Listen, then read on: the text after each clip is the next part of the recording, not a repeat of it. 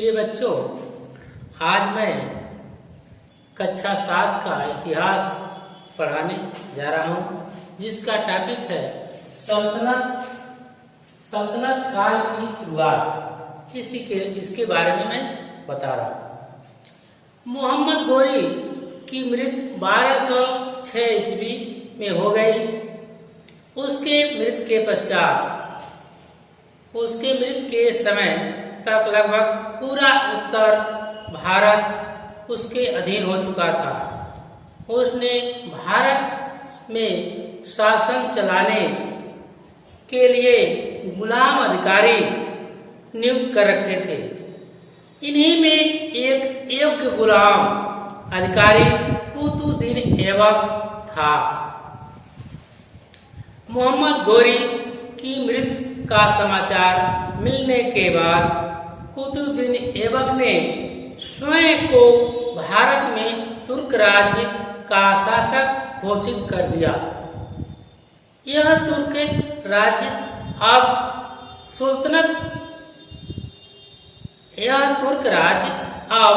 तुर्क सल्तनत काल कहलाया।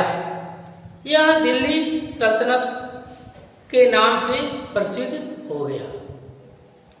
इसके बाद सल्तनत काल के सामने चुनौतियां।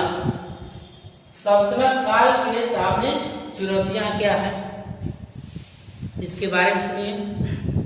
सरदार जिन्हें अमीर कहा जाता था, तुर्क और अफगान कबीलों के होते थे।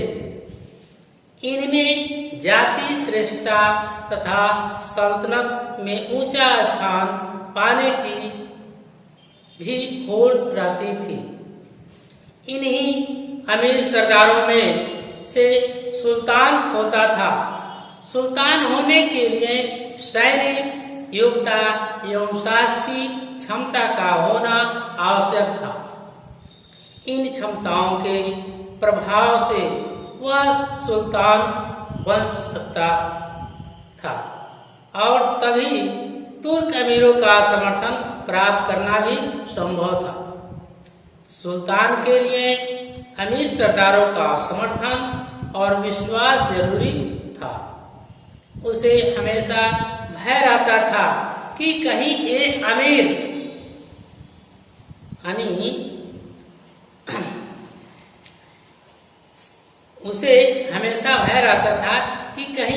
अमीर सरदार आपस में मिलकर कोई षड्यंत्र न करे। अतः सुल्तान का अधिकांश समय इन गुप्त षड्यंत्रों से बचने के उपायों में बीतता था। सुल्तानों को इन अमीर सरदारों में संतुलन भी बनाए रखना पड़ता था। सुल्तान इस्लाम धर्म स्वावलंबी थे, बाहरी देशों से आए थे, इसलिए भारतीय जनता पर शासन करने के लिए तुर्क अमीरों, उलेमा, धार्मिक वर्ग आदि को खुश करने के साथ ही हिंदुस्तानी जनता से भी सतर्क रहते थे, क्योंकि सल्तनत में विद्रोह का भय बना रहता था। सल्तनत कालीन शासकों ने आंतरिक शांति बनाए रखने के लिए शासकीय प्रबंध तंत्र तथा राज्य विस्तार एवं बाह्य आक्रमणों से रक्षा के लिए मजबूत सैन्य गठन भी बनाए। इनमें प्रारंभिक तुर्क, खिलजी वंश, तुगलक वंश, सैयद वंश एवं लोदी वंश प्रमुख थे। कुतुबुद्दीन ऐबक, इसके बाद आता है कुतुबुद्दीन ऐबक। 1206 ईस्वी से 1210 ईस्वी तक उन्होंने राज्य किया। इनके बारे में सुनिए। 1206 ईस्वी में मोहम्मद गोरी की मृत्यु के पश्चात उसका तुर्क गुलाम कुतुबुद्दीन ऐबक उत्तर भारत का पहला तुर्की शासक बना। कुतुबुद्दीन ऐबक ने लाहौर को अपनी राजधानी बनाया। उसकी उदारता के कारण ही उसे लाख बख्श कहा जाता था, अर्थात लाखों का दान करने वाला दान प्रिय व्यक्ति था। लाख बख्श उसे इसको कुतुबुद्दीन ऐबक को लाख बख्श कहा जाता था, अर्थात लाखों का दान करने वाला दान प्रिय व्यक्ति था। भारतवर्ष में उसके जीवन का अधिकांश समय सैनिक गतिविधियों में ही बीता। कुतुबुद्दीन ऐबक को भवन निर्माण में रुचि थी। उसने दिल्ली में कुतुब मीनार, कुवत उल इस्लाम मस्जिद और अजमेर में 2.5 दिन का झोपड़ा का निर्माण कराया।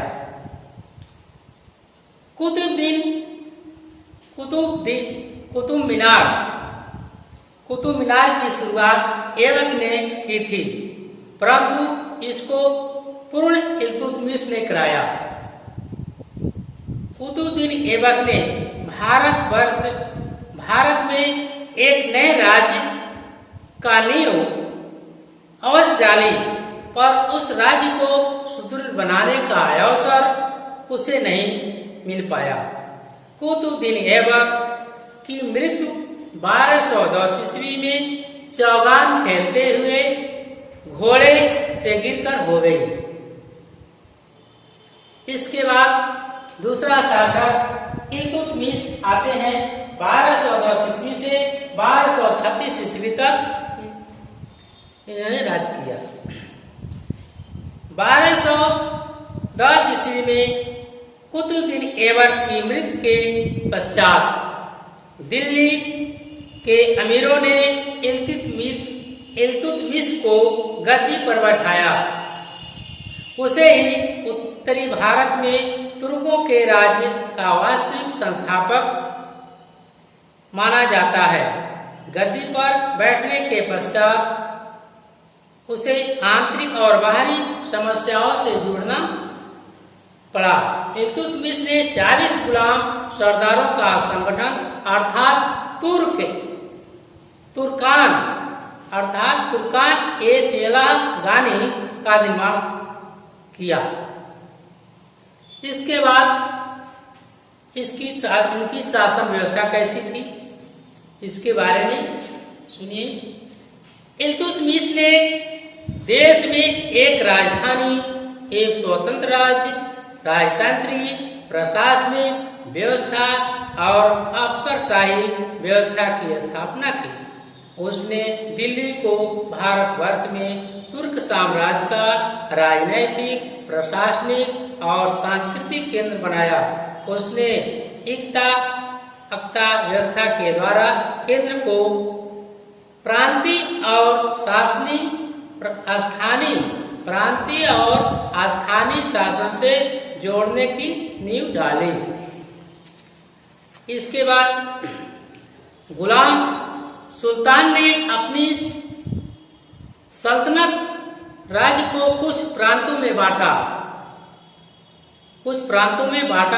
प्रांतों को इक्ता कहते थे। प्रांतों को क्या कहते थे? इक्ता।